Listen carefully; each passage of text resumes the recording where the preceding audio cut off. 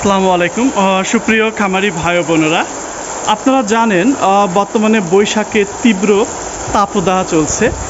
এই পরিস্থিতি আমাদের যাদের গবাদি পশু বিশেষ করে গরু, মুরগি, ছাগল রয়েছে তারা খুব সমস্যার মধ্যে পড়ে গিয়েছে। বিশেষ করে আমি বলবো যে গরুর ক্ষেত্রে, কারণ আমাদের দেশে যে সকল গরু লালন পালন করা হয় তার বেশিরভাগ হচ্ছে ক্রস ব্রিড। এইগুলো আমাদের দেশের আবহাওয়াতে আসলে টিকে থাকা খুবই কঠিন, বিশেষ করে যখন আমাদের তাপমাত্রা বেড়ে যায় অর্থাৎ হিট স্ট্রেস পড়ে, সেই সময় গাভীর এই হিট স্ট্রেস তারা সহ্য করতে পারে না। সেই সময় আমাদের বিশেষ ব্যবস্থা যদি আমরা গ্রহণ না করি তাহলে আমাদের উৎপাদন, গাভীর প্রোডাকশন, বিশেষ করে আমাদের গরুর প্রোডাকশন তো অবশ্যই কমবে, তার সঙ্গে সঙ্গে তাদের জীবন নাশের একটা ঝুঁকি থাকে। সেই জন্য আমাদের এই সকল ক্ষেত্রে আমাদের খুবই জরুরি তাদের হিট স্ট্রেস ম্যানেজমেন্টের উপরে। দেখুন, আমি একটি শেডে অবস্থান করছি। এখানে আমাদের হলস্টাইন ফ্রিজিয়ান গাভী রাখা আছে।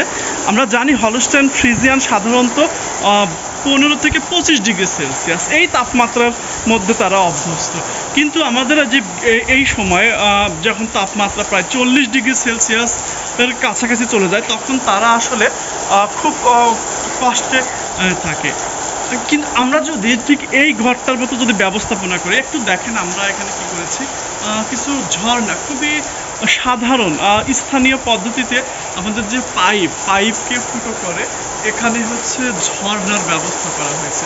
ঠিক এইভাবে যদি আমরা ঝর্ণার ব্যবস্থা করি, আমরা যদি শেডে এইভাবে হচ্ছে ফ্যান দেই, এবং একটু খেয়াল করেন আমাদের যে চালায় যে টিন আছে তার নিচে কিছু একটা আমাদের পলিসিলের ইনসুলেটর আছে, ফলে হচ্ছে কি আমাদের যে হিট, এই হিটটা হচ্ছে গাভীর শরীর পর্যন্ত আসে না, আর শেডটিও কিন্তু অনেকটা ঠান্ডা থাকে। তো দেখেন যে বাহিরের থেকে এই গরুগুলা বাহিরের থেকে ভেতরেই বেশি আরাম বোধ করছে, এবং তারা ভেতরে দাঁড়িয়ে আছে, স্বাভাবিকভাবে তারা যে খাবার সেই খাবার গ্রহণ করছে।